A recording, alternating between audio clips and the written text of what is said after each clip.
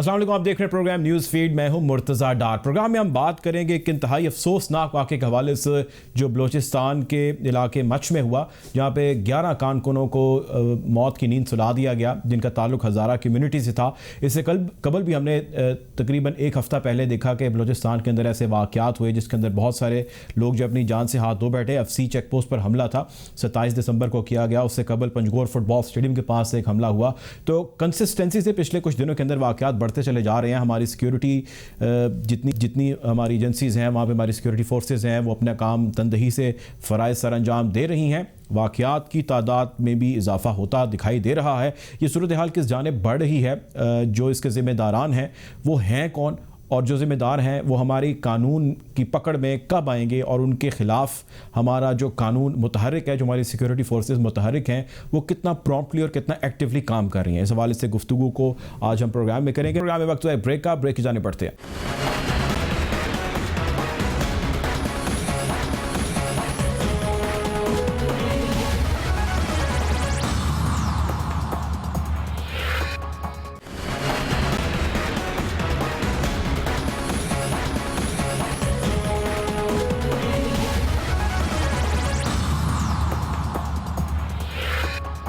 After the break में join करें रहनुमा बलूचिस्तान अवामी पार्टी सेनेटर अनवारुल हक काकड़ साहब। वेलकम टू द शो काकड़ साहब। सर, जो मच में होने वाला वाक़या है, इसके ज़िम्मेदारान कौन हैं और वो कब हमारे कानून की गिरफ्त में आएंगे? आपका क्या एनालिसिस है सर इस पर?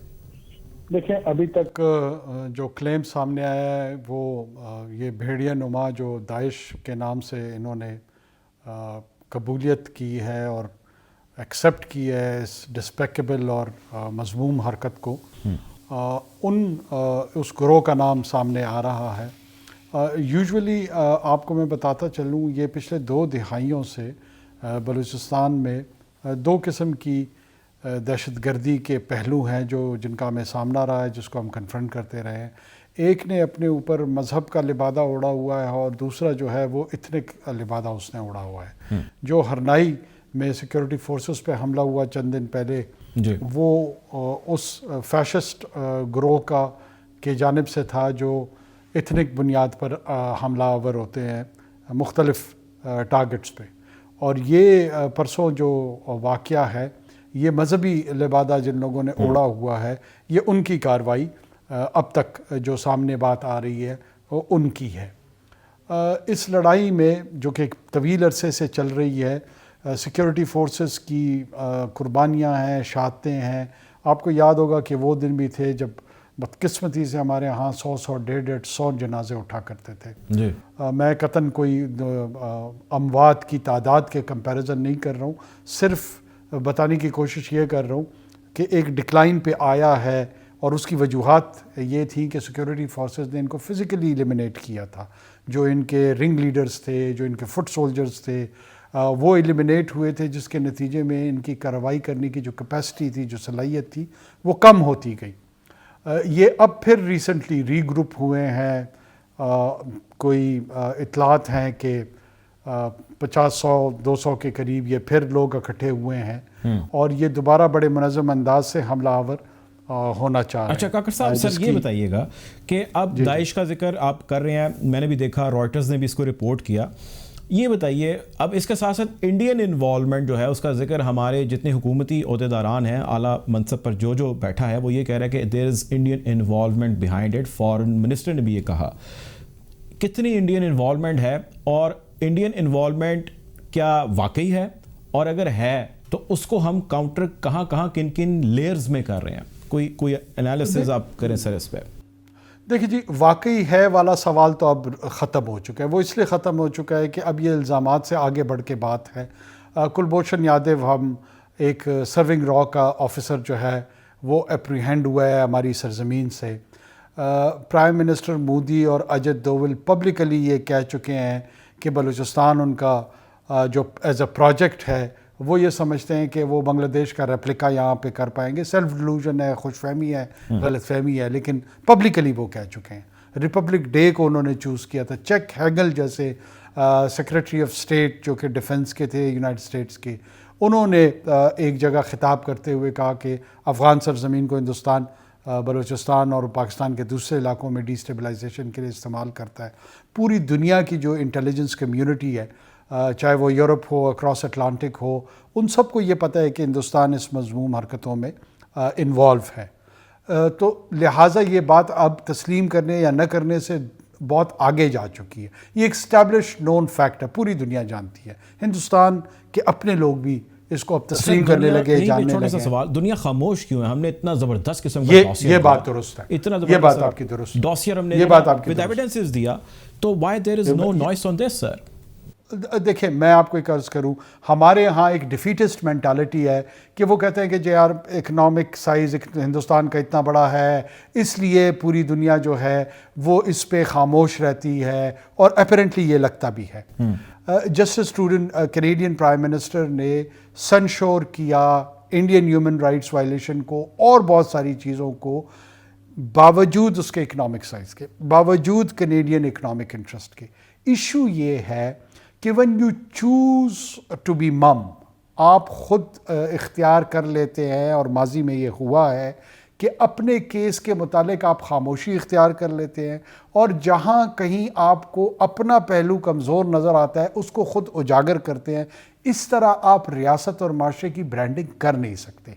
आपको अपनी बात को तवातुर के साथ, रिपीटिशन के साथ, कंसिस्टेंटली, क्यों अल्लाह ताला ने इंसान को कहा है कि 5 नमाजें दिन में पढ़ा करो? कह देते यार 2-4 महीने के बाद एक दफ़ा आ जाया करो, लेकिन रिपीटिशन जो है वो ह्यूमन साइकी के लिए बहुत इंपॉर्टेंट है। तो हमें बतौर माशरा, बतौर रियासत, हमारे जो डिफरेंट ऑर्गन्स हैं, इंटेलिजेंशिया है, मीडिया है, हिंदुस्तान की ये जो गोरी इन्वॉल्वमेंट है, हिंदुस्तान की जो ये फैशिस्ट टेंडेंसीज़ हैं, उसकी रियासत की, उसके माशरे को तो एक तरफ छोड़ दें, उसके रियासत जो स्टेट चॉइसेस करती है, उसको रिव्यू करने के लिए, उसको एक्सपोज करने के लिए हम अभी तक अंदरूनी तौर पे भी इतने तैयार नहीं हैं। हम अगर इस बात का जिक्र करते हैं, लोग कहते हैं, मजाक में उड़ाते हैं, इस बात को संजीदा नहीं लेते हैं कि जी आप तो बस तवातुर से हिंदुस्तान का नाम ले रहे हैं, असल काम आपका जो है, जो आपने रिस्पॉन्ड करना है, उसमें आप क्या कर रहे हैं। यकीनन वो भी हमारी रिस्पॉन्सिबिलिटी। लेकिन सर, लेकिन ये लोग ये भी तो कहते हैं ना कि जो हमारी बनती है कि इसका इजहार भी करें। करेक्ट, लेकिन सर जो ऑन ग्राउंड रिस्पॉन्ड भी करें और इजहार भी करें। वेस्ट की इन्वॉल्वमेंट है सर, जो आप कह रहे हैं, या कुछ लोग अमेरिका का डायरेक्ट नाम लेते हैं, वो कहते हैं जी अमेरिका का आशीर्वाद है। हम जनरल साहब हमारे प्रोग्राम में थे आज, उन्होंने कहा जी अमेरिका का आशीर्वाद है इंडिया को।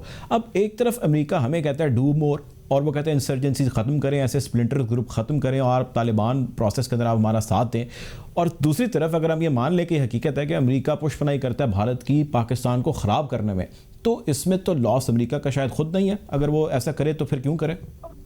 देखिए, मैं अपनी स्ट्रेटेजिक थिंकिंग में I try to be clear as much as I can. मेरा फोकस हिंदुस्तान है, मेरा फोकस पूरी दुनिया में 157 मुल्कों में कोई भी और मुल्क नहीं है।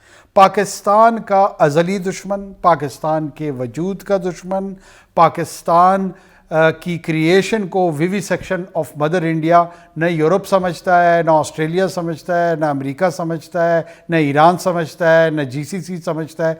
सिर्फ और सिर्फ हिंदुत्व फैशिस्ट एजेंडे के तहत जो आरएसएस की आइडियोलॉजी, नाज़ी आइडियोलॉजी को लेकर चल रहा है, वो लेगेसी हिंदुस्तान की कैरी कर रहा है। तो लिहाजा मैं दोबारा मोदबाना गुजारिश करूंगा कि हमें, जिसको अदू मुबीन कहते हैं, क्लियर एनिमी, जो क्लियर एनिमी है उसी को टारगेट में रखना चाहिए, उसके मुतालिक गुफ्तगू करनी चाहिए। अमेरिका की होंगी स्ट्रेटेजिक इंटरेस्ट, वो उसको कंटेन कराना चाहता है चाइना को विज़ावी इंडिया।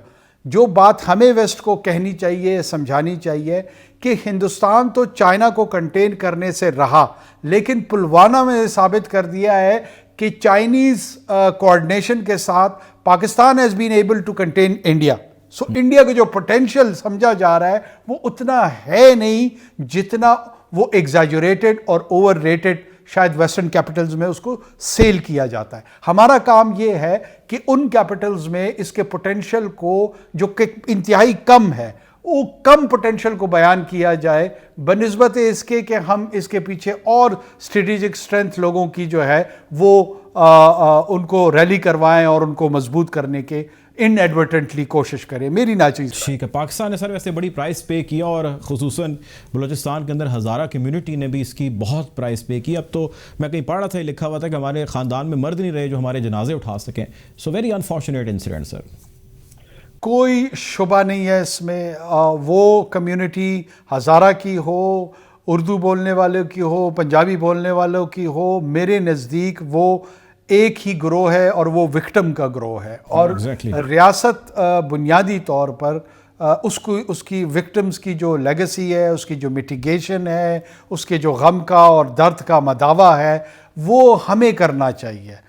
इसके लिए चाहे इन मुजरिमों को सज़ा देनी हो, इनको एलिमिनेट करना हो, इनके ख़िलाफ़ ऑपरेशंस करने हो, इन यतीम बच्चे बच्चियों के सर पे दस्ते शफ़क़त रख के इनकी किफ़ायत की ज़िम्मेदारी जो है वो फुलफ़िल करनी हो, इसमें किसी और फ़र्द का किरदार अगर होगा तो मेरे ख़्याल में जो पाकिस्तान का ख्वाब था शायद उसकी तकमील में हम बहुत दूर कहीं खड़े होंगे। चाहिए ये है कि रियासत बढ़े और ये सारी ज़िम्मेदारी ख़ुद ले। और जब मैं रियासत कह रहा हूँ, मेरा मकसद रियासत से किसी एक इदारे की तरफ इशारा नहीं है। रियासत मजमूई तौर पे पार्लियामेंट, हुकूमत, लॉ इन्फोर्समेंट एजेंसीज, मीडिया, बाकी जितने हमारे ऑर्गन्स हैं, ये तमाम अपना किरदार जब अदा करेंगे तब हम इस इशू को निस्बतन शायद उसका मदावा नहीं हो सकता। वो जाने जो गई हैं उस नुकसान का इल्म सिर्फ उन्हीं को है जिनके ख़ानदानों से ये गए हैं। लेकिन बहुत शुक्रिया जी। रहनुमा बलूचिस्तान अवामी पार्टी सेनेटर अनवारुल हक काकड़ साहब हमारे साथ मौजूद थे। प्रोग्राम में वक्त है ब्रेक का, ब्रेक की जाने पड़ते हैं।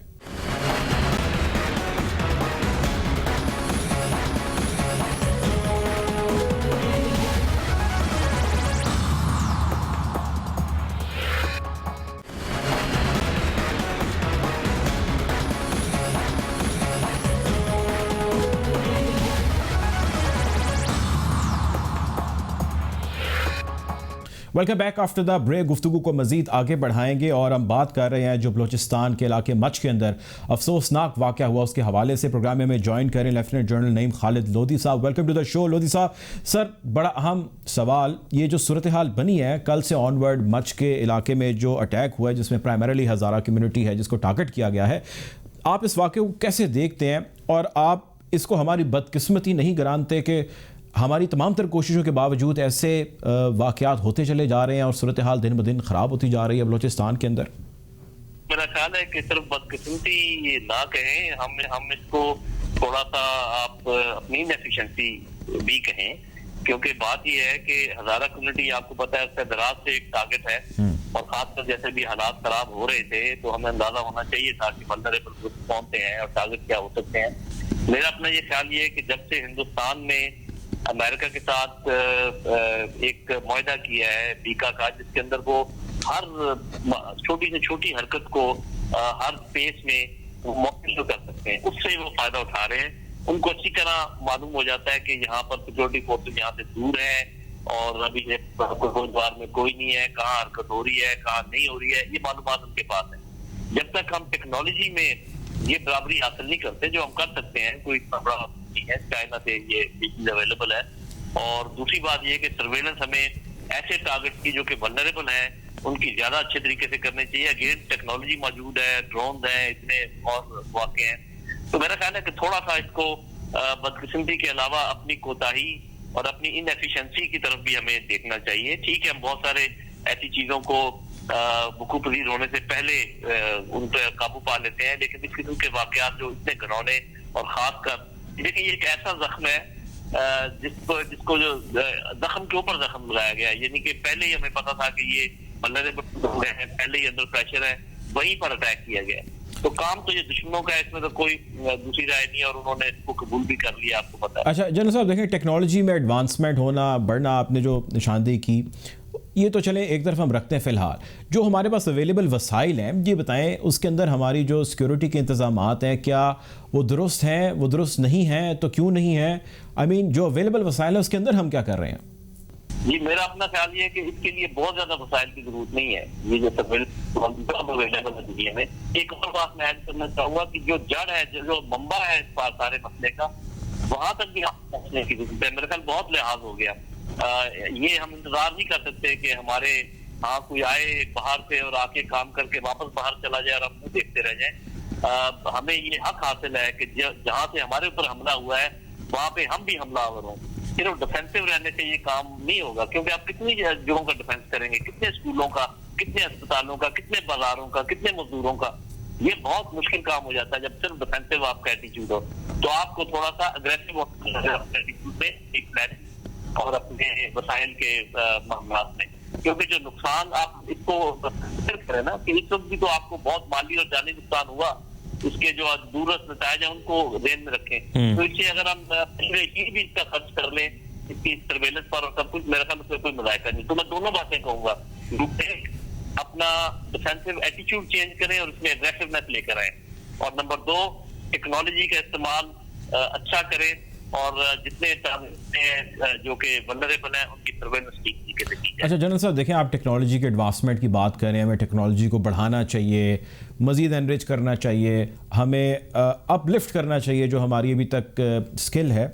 ये बताएं कि इस सारी चीज़ पे बहुत सारा पैसा लगता है, पैसा जो ऑलरेडी हमारा कंज्यूम हो रहा है उस पर बहुत सारे लोग खाइफ हैं। वो कहते हैं जी जितना बजट इस सारी मद में जा रहा है, इनके हिस्से में जा रहा है, ये पहले ही बहुत ज़्यादा है, हमें इसको थोड़ा सा जो है अगर और बढ़ाने की बात हम करते हैं, उसमें एडवांसमेंट की बात करते हैं, तो आप ऐसे लोगों को या उनके नज़रिए को किस तरह काउंटर करेंगे? जो आप चीज़ बता रहे हैं उसका क्या हल है आपके पास? इसको मैं यूं कहूंगा, अगर आप समझाने की कोशिश करता हूँ अपने उन लोगों को जो ये उनके जिम्मे है ये सारी, आज का जमाना टैंकों और तोपों का जमाना नहीं है। अपना पैसा टैंकों और तोपों पर ना लगाएं। आप ये देखें कि आज की जंग कैसी जंग है और इसमें किन चीजों की जरूरत है। तो ये पैसा मैं फालतू और लेने की बात नहीं कर रहा, मैं जो हमारा बजट है उसी को सही डायरेक्शन में डाइवर्ट करने की बात कर रहा हूँ। ये मेरा एक सजेशन है, गलत हो सकता है कि जो प्लानिंग कर रहे हैं वो डेफिनेटली वो मुझसे ज्यादा जानते हैं, लेकिन मेरा ये मशवरा जरूर होगा कि वो चेंजिंग नेचर ऑफ वॉर को समझें और उसी ये हाइब्रिड वॉर में फौज का किरदार बड़ा छोटा रह जाता है और चीजें बहुत आगे चली जाती हैं, इकोनॉमी में, पॉलिटिक्स में, चीजें हैं मीडिया में, वॉरफेयर आपको होता है, प्रोपेगेंडा वॉरफेयर, ये चीजें बहुत ज्यादा हो गई हैं। इस तरीके से टेक्नोलॉजी और सर्वेलेंस और ये चीजें, तो आप अपना पैसा बेशक लगाना पड़ेगा आपको अपने दिफा के लिए, तो कोई शक शुबा नहीं, लेकिन उसको सही डायरेक्शन में डाइवर्ट करें और ऐसी जगहों पर ना लगाएं जो कि चीजें अभी पुरानी होती जा रही हैं, आर्काइव होती जा रही हैं, उनका यूज बहुत कम होता है। जनरल साहब ये बताएं कि अगर इनकी डायरेक्शन जो है वो इनकी सिमत बदल दी जाए और ऐसी लगाए जो कि आप कह रहे हैं टेक्नोलॉजी और एडवांसमेंट की चीज़ों की तरफ हमें बढ़ना चाहिए, तो क्या हमारे पास कोई और चैलेंज तो नहीं निकल आएगा? हमारे पास ऐसे ब्रेन्स हैं, ऐसे लोग हैं हमारे पास जो इन्हीं रिक्वायरमेंट्स के ऊपर काम करें और हमारी जितनी भी इदारे हैं ऐसे सिक्योरिटी के उनको लेस करें, इससे हम किसी और चैलेंज में तो नहीं फंस जाएंगे? नहीं, आपका इतना कहते मजाल नहीं है। मैं जो बात कर रहा हूँ तो मैं भी किसी पाकिस्तान का पला बड़ा हूँ और मुझसे ज्यादा नहीं लोग मौजूद हैं। सिर्फ ये है कि उनके हाथ में ये प्लानिंग और ये दी जाए और फौज में ये काम ऑलरेडी हो रहा है, ये मैं आपको बता दूं। सिर्फ ये कि आपको पता चीजों को तब्दील करने में थोड़ा टाइम लगता है, तो ये सारी डिस्कशन भी हो चुकी है, ये सारी प्लानिंग भी हो चुकी है, बस मेरा ख्याल ये पोजीशन वगैरह में जो थोड़ा बहुत टाइम लगेगा, इंशाल्लाह बहुत जल्दी आप देखेंगे इस फील्ड में भी हम बहुत फाल हो जाएंगे। बहरहाल ये बात सबके समझने की है कि जब आपके हालात ऐसे हों कि उधर से सीपैक हो, उधर से चाइना हो, उधर से इंडिया हो, कश्मीर हो, अमेरिका हो, अफगानिस्तान हो, तो तब आपको पैसे खर्च करने ही पड़ेंगे। अदरवाइज जो सालमियत के बगैर, आज़ादी के बगैर कोई किसी काम की नहीं है। ठीक है, ये बताएं आखिरी सवाल आपसे कि सीपैक को लेकर और बलूचिस्तान के अंदर जो इतने हमारे अपने प्रोजेक्ट चल रहे हैं विद इन द बलूचिस्तान, इसको लेकर इंडिया कितना मुतहर्रिक है?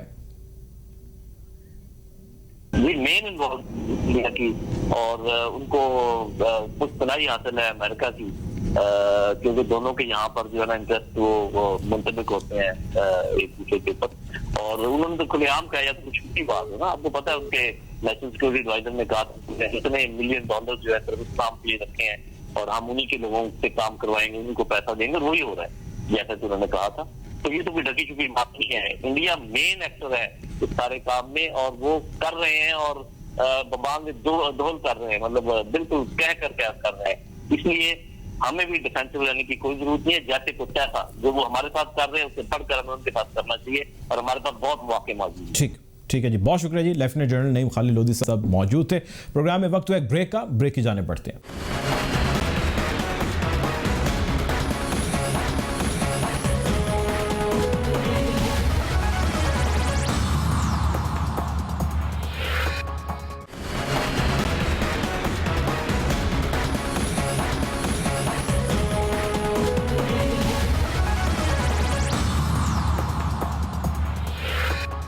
Welcome back after the break. Guftagu में आगे अब बात करेंगे पीडीएम वर्सेस गवर्नमेंट जो एक सिचुएशन बनी है। हुकूमत कहती है कि पीडीएम की दिन ब दिन जो है पोजीशन कमज़ोर होती जा रही है, जबकि पीडीएम का कहना यह है कि हुकूमत की पोजीशन दिन ब दिन कमज़ोर होती जा रही है। हुकूमत को घर जाना होगा। 31 तारीख की डेडलाइन वज़ीर-ए-आज़म जनाब इमरान खान के लिए रखी है। पीडीएम के बैनर तले तमाम अपोजिशन की जमातों ने, और वज़ीर-ए-आज़म घर जाने को तैयार नहीं है। वो कहते हैं कि मैंडेट मुझे अवाम ने दिया है, अवामी मैंडेट है, इसलिए मैं घर नहीं जाऊँगा। ऑपोजिशन जिस नैरेटिव के साथ चल रही है वो कहती है इस्तीफे की ऑप्शन हमारे पास मौजूद है, लॉन्ग मार्च की हमारे पास ऑप्शन मौजूद है, हुकूमत को घर भेजना ज़रूरी हो गया है, हम ये तमाम ऑप्शंस को एक्सरसाइज करेंगे। तो आज हम हुकूमती अरकान से सिर्फ और सिर्फ ये जानने की कोशिश करते हैं कि वो इन तमाम चीज़ों को किस तरह काउंटर करेंगे जो पीडीएम के बैनर तले, इंक्लूडिंग कल का जो बहावलपुर का जलसा हुआ और उसके अंदर हमने एक दोबारा एग्रेशन देखा पीडीएम की तकारीर के अंदर, उस पर भी बात करेंगे। प्रोग्राम में इस हवाले से मैं ज्वाइन करिए पाकिस्तान तहरीक इंसाफ की सीनियर रहनुमा मुसर्रत जमशेद चीमा साहिबा। Welcome to the show. Musarrat साहिबा, आपसे पहला सवाल ये कि लॉन्ग मार्च के लिए और इस्तीफ़ों की ऑप्शन के लिए पीडीएम मुतहरिक है और वो कह रही है तमाम की तमाम हमारे पास मौजूद हैं, वज़ीर-ए-आज़म को हर हाल में घर जाना होगा, आप हुकूमत का हिस्सा हैं, हमें ये बताइए कि आप इसको काउंटर करने के लिए क्या कर रहे हैं? इनफैक्ट इससे ज्यादा कोई अच्छी जोक ऑफ द ईयर हो नहीं सकती कि जिन्होंने हमसे रिजाइन करवाना था, फिर उन्होंने अपने इस्तीफे एक मुहिम शुरू की जो लतीफों में कन्वर्ट हुए, दो लोगों के कहीं ना कहीं से पहुंचे नेशनल असेंबली के स्पीकर के पास, और फिर जिस तरह से वो भागे मुकरे वो आपके सामने है। बेसिकली देखें, याद रखें कि जो भी आपने जिस सोच के तहत भी आपने ये मूवमेंट शुरू की है उसका ग्राउंड रियलिटी से कोई ताल्लुक नहीं है। अगर हम ये देखें कि क्या इनको क्या लगता है कि ये सोचेंगे या ये फरमाइश हमसे करेंगे, तो प्राइम मिनिस्टर साहब इनकी फरमाइश पे बने हैं जो ये फरमाइश करेंगे कि अब वो रिजाइन कर दे तो वो घर चले जाएंगे। ये पाकिस्तान की तारीख के वो पहले वजीर आजम हैं जो 5 हल्कों से मुंतखब हुए हैं और जिनको अवाम ने 5 हल्कों से मुंतखब किया है, और ये पाकिस्तान की तारीख के पहले वजीर आजम हैं। इंशाल्लाह जितना भी हमारा टेन्योर है कि कभी कोई इनके ऊपर करप्शन या किसी भी किस्म की उंगली नहीं उठा सकेगा। दूसरी जहां तक रहेगी बात, पीडीएम एक मजाक बन के रह गई है, और मैं तो शुक्रगुजार हूँ मरियम की कि पहले उन्होंने सवा सत्यानाश अपनी पार्टी का किया, कू करके चचा को और कजन को साइड पे किया, पहले अपने बाप की प्राइम मिनिस्टरशिप के पीछे पड़ी, और आपने देखा कि वो मशहूर जमाना डायलॉग कि मेरी लंदन तो क्या पाकिस्तान में भी कोई जायदाद नहीं है। तो ये इनको सीरियस लेना, और इनको मुझे नहीं, मेरा नहीं ख्याल मुर्तजा कि इनको कोई सीरियस ले रहा है। देयर वाज सीरियस एंटिटी जिनकी अपने जमात ने उनको रेजिग्नेशन नहीं दिए। फिर एक और अहम सवाल है कि ये सो कॉल्ड ऑपोजिशन की 11 जमातों का जो गठजोड़ है, मुझे ये बताएं कि पार्लियामान के अंदर ऑपोजिशन का सबसे बड़ा आईनी ओहदा तो होता है ऑपोजिशन लीडर। तो ऑपोजिशन लीडर चाहे पंजाब का हो चाहे नेशनल असेंबली का हो, शहबाज एंड हमजा, क्या उन्होंने रिजाइन किया? उन्होंने रेजिग्नेशन की कोई बात की? बल्कि बिलावल जब उनसे मशवरा लेने गए, जब उन्हें बिलावल को समझ आई कि ये मोहतरमा तो सुबह 1 गिलास खून का पी के निकलती है कि आज मैंने किस किस का बेड़ा गर्क करना है, तो उसके बाद जब उसे समझ आई तो उसने जाके उनसे कंसल्ट किया। That he is the real man के जिसने आगे चीजों को करना है। अच्छा, ये बताएं मुसर्रत साहिबा के ये तो चलें आपने जो कहा इसको अगर हम तसव्वुर कर लें कि ये बात दुरुस्त है कि आपको कोई परेशानी नहीं है, अगर परेशानी नहीं है, हुकूमत को किसी किस्म की पीडीएम को लेकर कोई टेंशन नहीं है, तो वज़ीर-ए-आज़म इमरान खान ने आज भी एक हंगामी इजलास तलब किया और उसके अंदर उन्होंने बल्कि तमाम तर्जुमानों समेत वफाकी जो ओहदों पर आपके जितने मिनिस्टर्स बैठे उनको भी तलब किया, उन्होंने कहा जी आए बैठे और पीडीएम के ऊपर बात करें और लेट्स सॉर्ट दिस आउट। तो आज भी जब वो बैठे हैं, कोई परेशानी है, मसला है, तो वो बैठ रहे हैं बार बार और बातचीत कर रहे हैं। आप किस तरह इसको नल एंड वॉइड कर सकते हैं कि कोई हुकूमत को परेशानी नहीं है? ये तो बिल्कुल जो है वो कोई वजन कोई जोर किसी किस्म का नहीं रखते, ऐसा तो नहीं है। अच्छा, उनकी इस सोच पे माशाल्लाह सुभान अल्लाह क्या ना बनता है। देखें मुर्तजा, मैं अर्ज करूं, प्राइम मिनिस्टर साहब जब से प्राइम मिनिस्टर बने तब से नहीं, जब हम लोग ऑपोजिशन में थे और हमारी मूवमेंट चल रही थी, ये पनामा वाली और जितने भी हमारा धरना लॉकडाउन था, उसमें प्राइम मिनिस्टर साहब ये तब वो तो हमारी पार्टी के लीडर थे, तब से लेके आज तक नॉन स्टॉप वो वीकली ट्वाइस अ वीक वो ये मीटिंग करते हैं और उसको वो खुद चेक करते हैं। नथिंग न्यू इन इट, जिसमें हम जितने भी इश्यूज होते हैं उनको वो डिस्कस करते हैं, फीडबैक और सारा कुछ। तो इनको अगर इतनी खुशफहमी है कि हम इनकी वजह से मीटिंग्स कर रहे हैं, तो मैं कहती हूँ कि इनको रहने दें, हमको की जन्नत पर ये खुशफहमियां पालने दें। अहम चीज ये है कि ये तो जब हम गवर्नमेंट में नहीं थे तब से प्राइम मिनिस्टर साहब चेयर करते हैं। मैं खुद उस मीटिंग का हिस्सा थी, मैं पहले भी थी, अभी भी मैं उस मीटिंग में खुद मौजूद होती हूँ। तो उसमें हमारे लिए तो उसकी वजह ये है, अब ये एग्जिस्ट नहीं करते। देखिए, लेकिन बात भी ठीक है कि हमने इनका जो भी ये झूठा बयानिया अवाम को गुमराह करने के लिए जो भी ये शोर शराबा करते हैं, तो उसका हम काउंटर नैरेटिव तो हमने देना होता है, जो हकीकत पे मबनी है, जो रियलिटी है वो अवाम को देनी है। अगर अवाम मासूम ना होते तो आपको क्या लगता है कि किशोर जमातें 70 साल इस मुल्क पे हुकूमत करती? तो हमारा ये अवलीन फर्जी है कि हम लोगों तक हकाइक रखें, और इसी चीज का ही हम मैंडेट लेके आए हैं कि हम अवाम को जो रियलिटी है गवर्नमेंट के एंड पे और इनका वो असली चेहरा दिखाएं, जो मेरा ख्याल है कि अवाम खुद भी देख चुके हैं और उन्होंने इनका वो असली चेहरा जानते हुए इनको न सिर्फ 2018 के इलेक्शन में रिजेक्ट किया, बल्कि जब ये वोट को इज्जत देकर स्लोगन झूठा लेके सो कॉल्ड नारे के साथ ये सारे चोर अपनी चोरी की दौलत को बचाने के लिए जब बाहर निकले हैं, ये चोर की बात करें, तो अवाम ने फिर इनको रिजेक्ट किया दूसरी दफा। वो तमाचा लगा इस पीडीएम के मुंह पे, 11 जमातें 11,000 बंदा जब मीनारे पाकिस्तान में इकट्ठा ना कर सकी, जबकि मरियम घर घर लेके गई थी दावत, गली मोहल्ले में जाके लीडर तो कॉल देता है, उसकी एक कॉल पे आके पहुंच जाते हैं।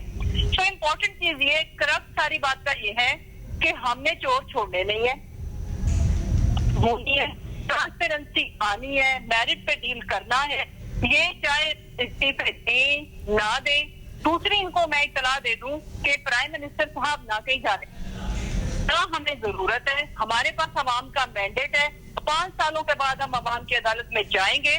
और ये दूसरी मैं इनको एक और गुड न्यूज दे दूं कि इंशाल्लाह क्लीन स्वीप करेंगे, जहां जहां से इनके पास ये चंद सीटें हैं ये भी हम इनसे लेंगे, बिल्कुल केपीके की मॉडल की तरह। उसकी वजह यह है कि जब हम अवाम के लिए जो कुछ करेंगे, अवाम बेहतर तरीके से डिसाइड कर सकेंगे कि अब उन्हें किनको चुनना है। अच्छा, आप ये बताएं मुसर्रत साहबा, वज़ीर-ए-आज़म पाकिस्तान ने तो हमेशा नेशनल डिबेट डायलॉग की हमेशा बात की है। तालिबान का ये मामला उठा लीजिए, जो कि अभी भी एक डायलॉग का प्रोसेस जारी है। उन्होंने कहा जी तालिबान के साथ बैठ के हमें बात करनी चाहिए। तो ये ऑपोजिशन है, आई मीन इनके बहुत सारे कंसर्न हैं, आपको इनसे बहुत सारे कंसर्न हो सकते हैं। तो वज़ीर-ए-आज़म पाकिस्तान को क्या मज़ीद अग्रेसिव होकर इस बयानी पे नहीं आना चाहिए, ये नहीं कहना चाहिए, कोशिश नहीं करनी चाहिए? वो वज़ीर-ए-आज़म हैं, ज़ाहिर है मुल्क को चला रहे हैं, गवर्नमेंट है आप लोग, आप तमाम के तमाम स्टेक होल्डर्स को एक टेबल पर बिठाएं और बैठ के मसले को सॉर्ट आउट करने की जानिब बढ़ें। आई मीन नेशनल डायलॉग की तो शायद आज और भी ज़्यादा ज़रूरत है। देखें मुर्तजा साहब, अगर ये मसला डायलॉग करने से हल होता हो ना, तो हम इनके पास सर के बल जाने को तैयार है। डायलॉग अगर वो ये वाकई मुल्क की फलाह बहबूद, मुल्क की जो बेटरमेंट है, एजुकेशनल रिफॉर्म, इंस्टीट्यूशनल रिफॉर्म, अगर इलेक्शन रिफॉर्म करनी हो, मुद्दा ये नहीं है, मसला ये नहीं है। मसला ये है कि अब हम जब कहते हैं एनआरओ, आप वो 34 पॉइंट मशहूरे जमाना बदनामे जमाना देखें जो इन्होंने सेटअप का बिल के वक्त गवर्नमेंट को ब्लैकमेल करने के लिए पेश किए थे कि अगर आप इन पॉइंट्स पे हमारे साथ एग्री नहीं करते तो हम वोट नहीं करेंगे। वो क्या थे कि मनी लॉन्ड्रिंग जो है ना उसको जुर्माना करार दिया जाए, और अगर किसी की करप्शन साबित हो जाए तो उसे 5 सालों के लिए नाअहल करार दिया जाए, सारी उम्र के लिए नाअहल करार ना दिया जाए। उसके अलावा 1 अरब के जो के करीब के जो करप्शन के केसेस उनको नैब में नहीं जाना चाहिए। अब मुझे आप जरा बताएं, इस तरह की चीजों के ऊपर अगर हम इनके साथ डायलॉग करने बैठ गए तो बन गया नया पाकिस्तान, अकाउंटेबिलिटी हो गई। अगले 100 करोड़ 100 साल में भी पाकिस्तान की आवाम का इससे बुरा हाल, बदहाली, इससे ज्यादा में से बाय द वे जो ये छोड़ के गए हो भी क्या सकती थी। कंसर्न ये है कि अगर इन्होंने किसी भी किस्म की ये रिफॉर्म चाहते हैं, वोट को इज्जत देने का मतलब ये कि हम बैठे, दोनों जमातें, सारी जमातें बैठे, गवर्नमेंट भी, ऑपोजिशन की तमाम जमातें, और हम इलेक्शन रिफॉर्म करें। पैटर्न मौजूद है दुनिया की बेस्ट डेमोक्रेसीज जहाँ पे प्रैक्टिस हो रही है। लेकिन इनका मकसद क्या है कि भाई जो दौलत लूटी हुई हम लूट चुके हैं वो हमें हजम करने दी जाए, और एस्टैब्लिशमेंट के पीछे हाथ धो के इसलिए पड़े हैं कि हमें हमारा नंबर लगाओ, हमें लाइन में खड़ा करो। इस मुल्क में अब फेयर एंड फ्री इलेक्शन के अलावा कोई इलेक्शन नहीं होने वाला। दूसरी रहेगी बात कि जो करप्ट हैं, गद्दार हैं, जो मुल्क दुश्मन अनासिर के हाथों बिके हुए लोग हैं, उनके इस मुल्क में कोई गुंजाइश नहीं है। उनको कानून के ऐन मुताबिक डील किया जाएगा। आज के कोई ब्लैकमेलर ये जुर्रत ही ना करे कि वो इदारों को या मुल्क को ब्लैकमेल करके तो वो हत्या हुक्मरानी मांगेगा और उसको प्लेट में रख के दे दिया जाएगा। मुमकिन नहीं रहा। इसकी वजह हमारे ऊपर अवाम का, देखें जब इन्होंने प्लेटलेट्स का ड्रामा किया था, आप इमेजिन नहीं कर सकते कि हमारे ऊपर कितना प्रेशर था। हालांकि उस वक्त वो इतनी जबरदस्त ऑस्कर विनिंग परफॉर्मेंस ये बंदा देखे गया कि जो माशाल्लाह से बिस्तरे मर्द पे एक पेशेंट और फिर जिस तरह से माशाल्लाह जो नोटों वाले थे बक्से भर भर के एयर एम्बुलेंस के थ्रू ये लोग लेके गए बाहर, और फिर वहां पे जाके जो प्लेटलेट काउंट, आपको भी पता है, पिज्जा और कॉफी शॉप और ब्रांडेड शॉपिंग मॉल में वो प्लेटलेट काउंट माशाल्लाह से पूरे हो गए। ठीक है जी, बहुत शुक्रिया जी। हमारे साथ मुसर्रत जमशेद साहिबा मौजूद थी, पाकिस्तान तहरीक इंसाफ की सीनियर रहनुमा। आपके वक्त का बहुत शुक्रिया। प्रोग्राम का वक्त खत्म हो जाता है। आपसे इंशाल्लाह कल मजीद तबसरों के साथ मुलाकात होगी। अपना ख्याल रखिएगा। अल्लाह हाफिज़।